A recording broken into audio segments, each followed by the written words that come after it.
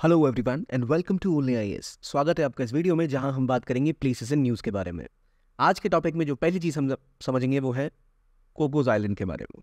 तो पहली बात, ये आइलैंड कहाँ पर है और क्या इसका कोई और नाम भी है। अगर आपसे कभी पूछा जाए कोकोस आइलैंड कहाँ सिचुएटेड है तो आप कंफ्यूज हो सकते हैं, क्योंकि ये सेम आइलैंड नाम के दो जगह पाए जाते हैं, एक ऑस्ट्रेलिया में और दूसरा पोर्टोरिका कोस्टारिका के पास साउथ अमेरिका में। तो यहाँ जो आइलैंड है इसका नाम भी कोकोस आइलैंड है, और यहाँ आपका जो ऑस्ट्रेलिया के पास है इसका नाम भी कोकोस आइलैंड है।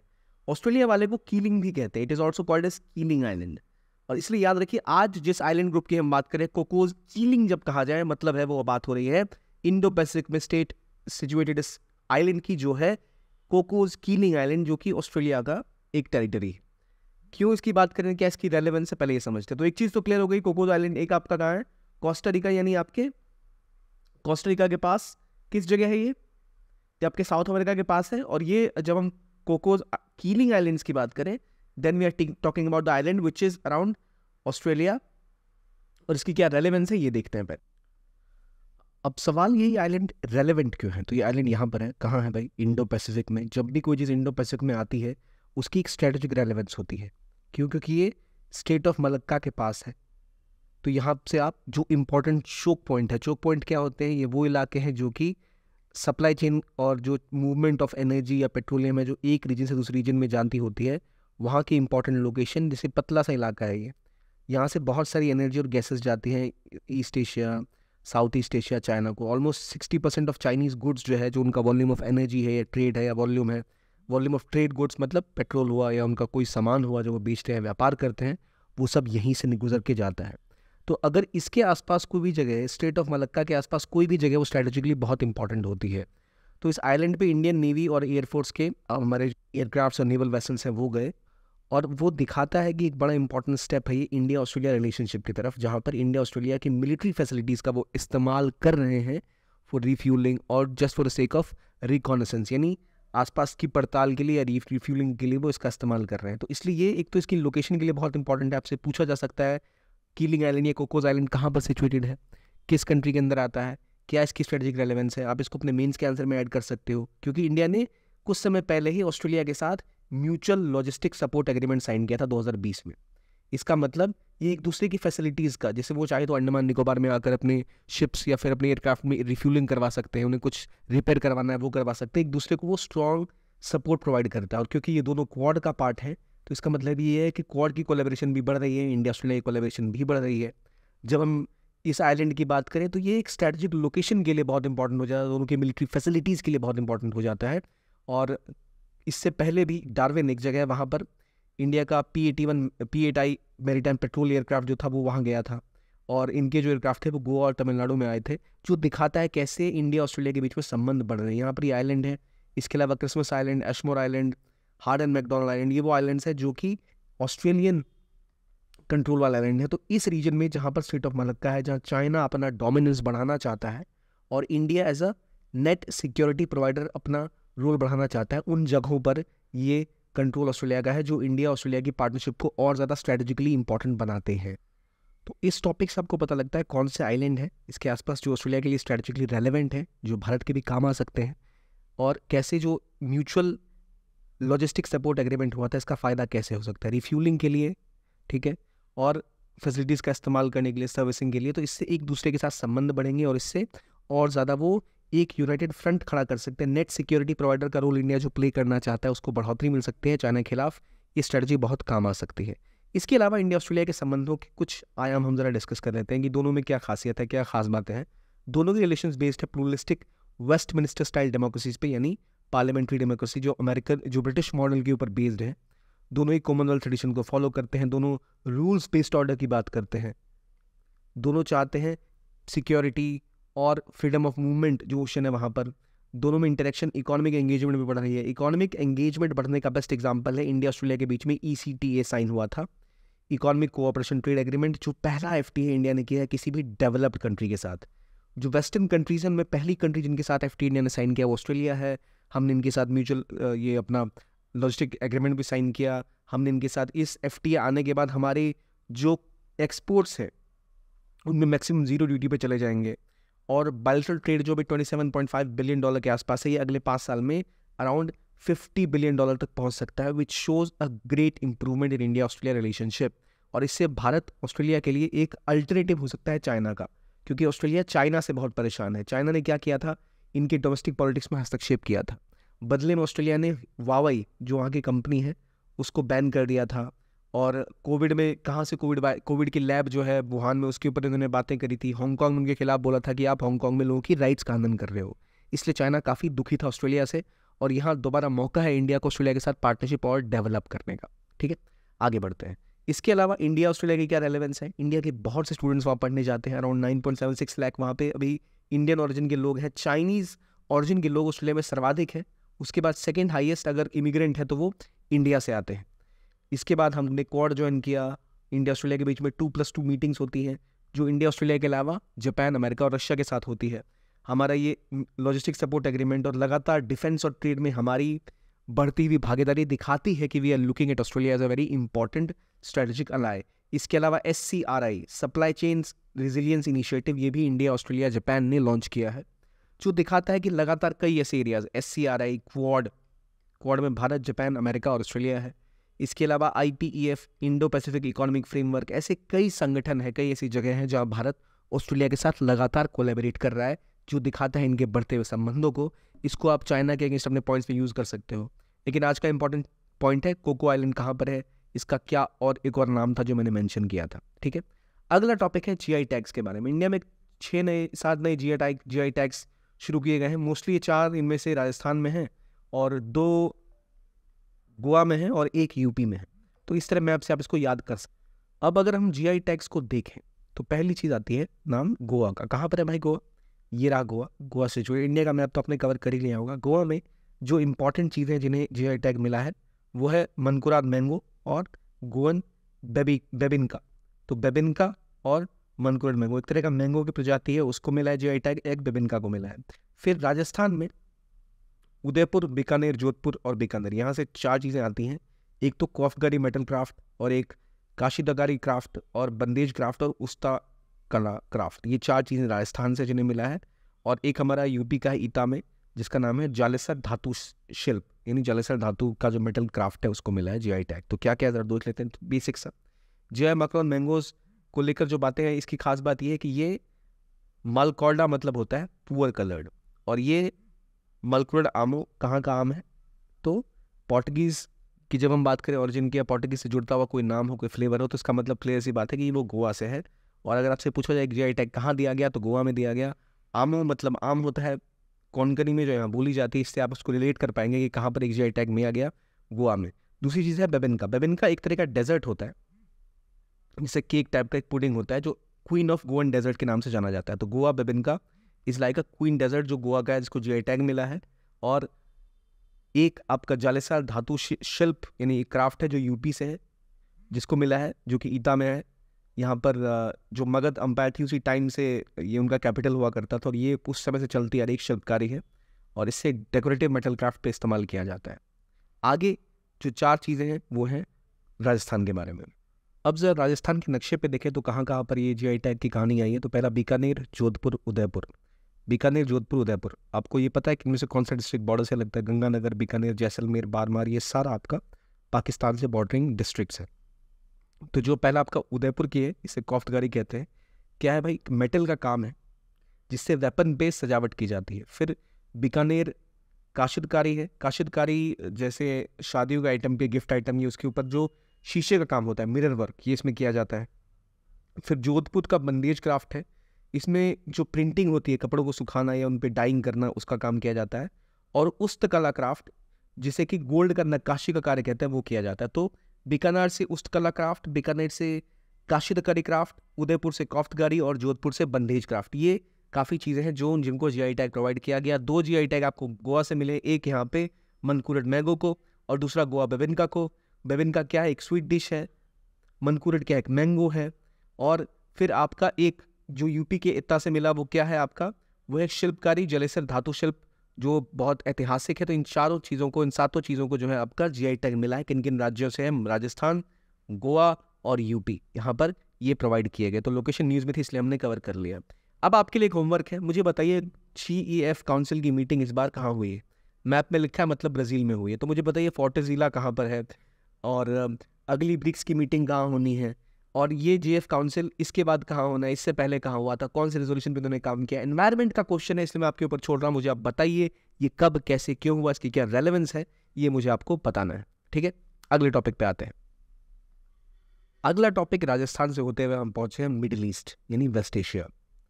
मिडिल ईस्ट यानी वेस्ट एशिया में गैस फील्ड के ऊपर विवाद बन के आया है। ये गैस फील्ड का नाम है दोरा गैस फील्ड्स। ये दोरा का रीजन है। इसी दोरा के रीजन को ईरान वाले कहते हैं अराश, और सऊदी अरेबिया और कुवैत वाले कहते हैं दोरा। तो ये कॉन्फ्लिक्ट 3 देशों के बीच में है, सऊदी अरेबिया, कुवैत और तीसरा ईरान। तो हमें पता है ईरान और सऊदी अरब में कॉन्फ्लिक्ट रहता है, और यहाँ पर कुवैत और सऊदी अरब भी इसके ऊपर क्लेम कर रहे हैं। असल में पूरी कहानी है ये कि किसका ऑयल फील्ड है ये। इसकी डिस्कवरी के बाद से यह विवाद रहा है। तो पहली बात कहाँ लोकेटेड है, जब वर्ल्ड मैप में आप सऊदी अरबिया देखते हो, यहाँ ऊपर ये जगह है, ये रहा कुवैत, ये रहा सऊदी अरबिया, ये रहा ईरान। ठीक है, ये ईरान है, ये कुवैत है, ये सऊदी अरबिया है। ये समुद्री इलाका है जिसे आप गल्फ कहते हो। यहाँ पर ये इलाका है अल दौरा का। ये अल दौरा ये गैस फील्ड है। क्या है ये? Gas field. और अल दौरा को लेकर क्लेम है ईरान का भी, कुवैत का भी और सऊदी अरेबिया का भी। तो ईरान का कहना है कि भाई ये हमारा इलाका है, और इसको वो कहता है अराश, जबकि सऊदी अरेबिया और कुवैत इसको कहते हैं अल दरा का रीजन, और कहते हैं कि हमारा इलाका है। तो दोरा दरा इसको कई चीज़ें कही जाती हैं। ये कहाँ सिचुएटेड है? पहली बात तो मिडल ईस्ट में। इस इलाकों पे किसके बीच में कॉन्फ्लिक्ट है? तो सऊदी अरेबिया और ईरान और कुवैत के बीच में। अब जरा देखते हैं लोकेशन कहाँ है और क्या विवाद है इनका। तो उस विवाद में जाने से पहले एक बार फिर मैं चाहूँगा लोकेशन को देख लें आप। ये इराक है, सऊदी अरेबिया है, ये यूएई है, ओमान है, कुवैत है, इधर आपका ईरान है। तो ये क्या गल्फ ऑफ पर्शिया है या फिर बाबल मंदेब है? क्या है ये? मेरा आपसे सवाल है, यहाँ पे पर्शियन गल्फ कहाँ पर है, बाबल मंदेब कहाँ पर है? हमने डिस्कस किया है डिटेल में, ये इसलिए पूछ रहा हूँ दोबारा मैं आपसे। यहाँ कहीं पर चाबहार है, यहाँ कहीं पर ग्वादर है। ये एक इम्पॉर्टेंट चोक पॉइंट है, और इसे ईरान क्लेम करता है अराश के नाम से, जिसे ये लोग दोरा का पार्ट कहते हैं। ठीक, ये कॉन्फ्लिक्ट है ईरान और इसके बीच में। देखिए, ईरान का कहना है कि जो पूरा हमारा इलाका है यहाँ से यहाँ तक। सऊदी अरब का कहना नहीं है भाई हमारा इलाका है। तो सबके अलग अलग क्लेम है। क्यों? जैसे हमने पहले भी पढ़ा था कि जो अनक्लोज वाले लॉज हैं या कितना आपका एक्सक्लूसिव इकोनॉमिक जोन होता है, उसको लेकर विवाद है। लेकिन ये विवाद और ज़्यादा बड़ा है क्योंकि रिसेंटली ही सऊदी अरेबिया और ईरान के बीच में नॉर्मलाइजेशन ऑफ रिलेशन देखने को मिला था। संबंध नॉर्मलाइज हुए थे क्योंकि चाइना ने इनके बीच में एक मीटिंग कराई थी कि भाई अब दोनों दूसरे के देशों में एम्बेसीज खोलेंगे, चीज़ें नॉर्मलाइज होंगी। उसकी जस्ट बाद ये विवाद आता है अरश दौर गैस फील्ड्स का। पहले क्या विवाद है ज़रा देखते हैं।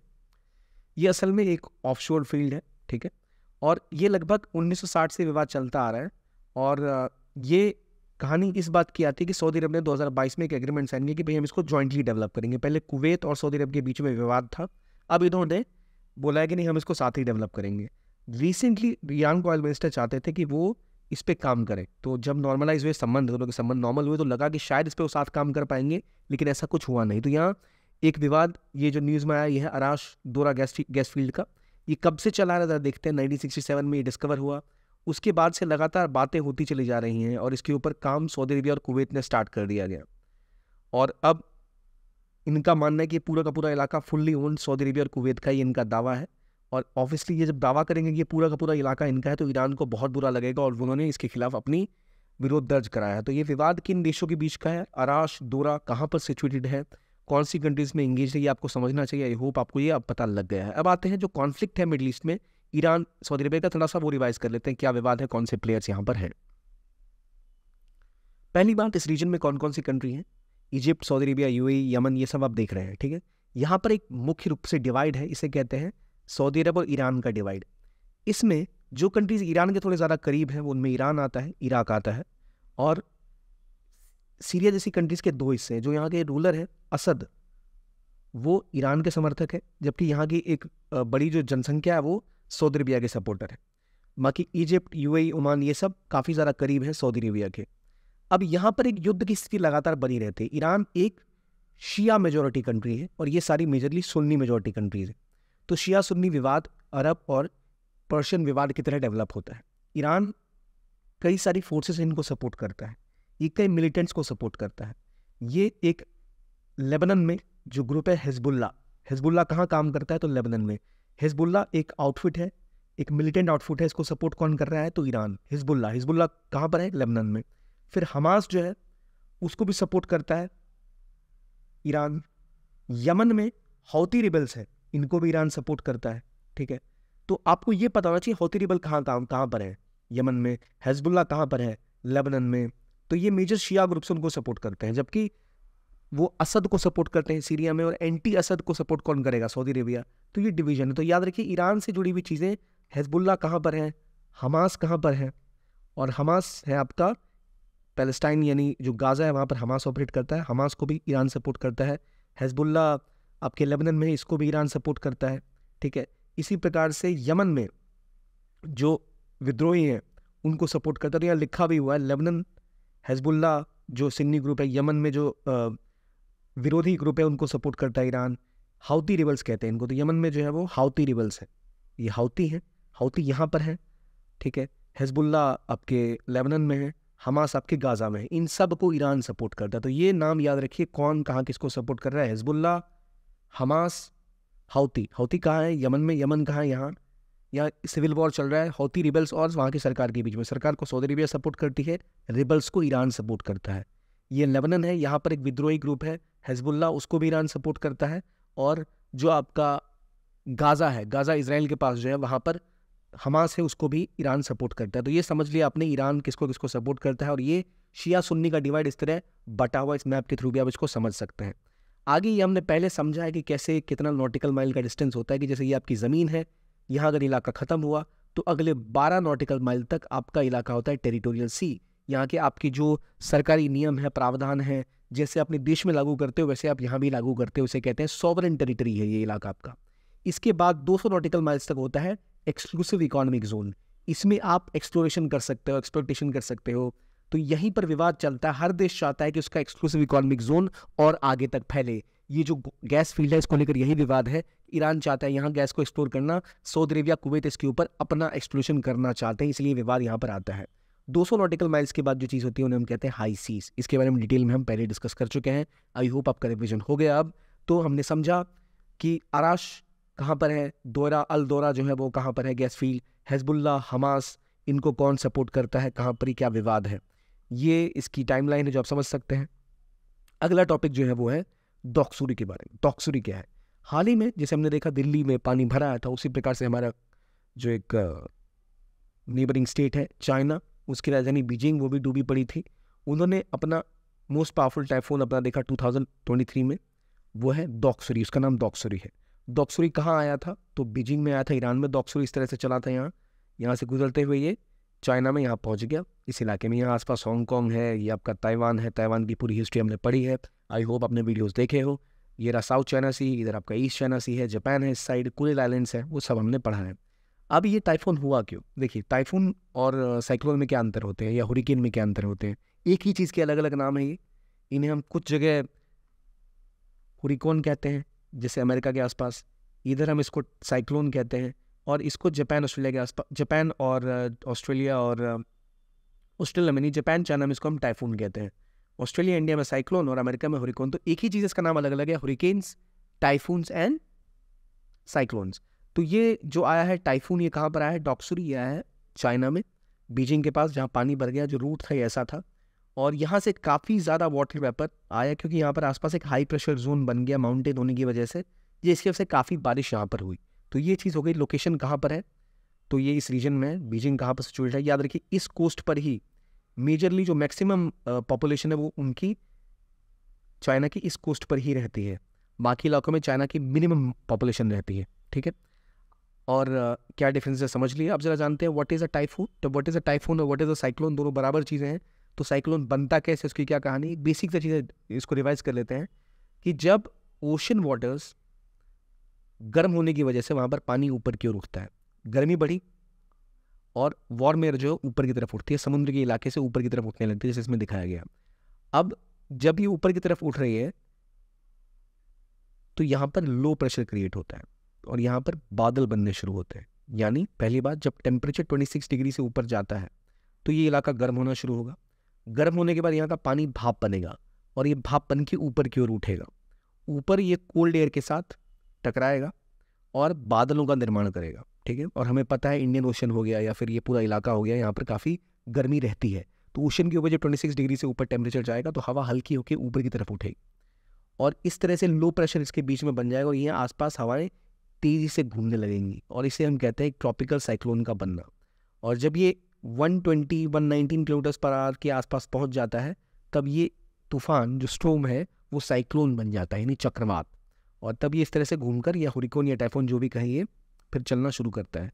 तो कब बनता है ट्रॉपिकल साइक्लोन, मैं डिटेल में नहीं जा रहा हूँ, I am just giving you basic idea, क्योंकि अभी हम टॉपिक डिस्कस कर रहे हैं लोकेशन का, क्योंकि ये आप ज्योग्राफी में करोगे ही करोगे कि डॉक्सुरी क्या है और कहाँ बनता है, ये क्या रेलेवेंस है, क्योंकि हाई प्रेशर जोन यहाँ बना और ये इधर से काफ़ी ज़्यादा वेपर्स लेके आ गए यहाँ और इसलिए बहुत तगड़ा यहाँ पर आपको टाइफून या साइक्लोन देखने को मिला।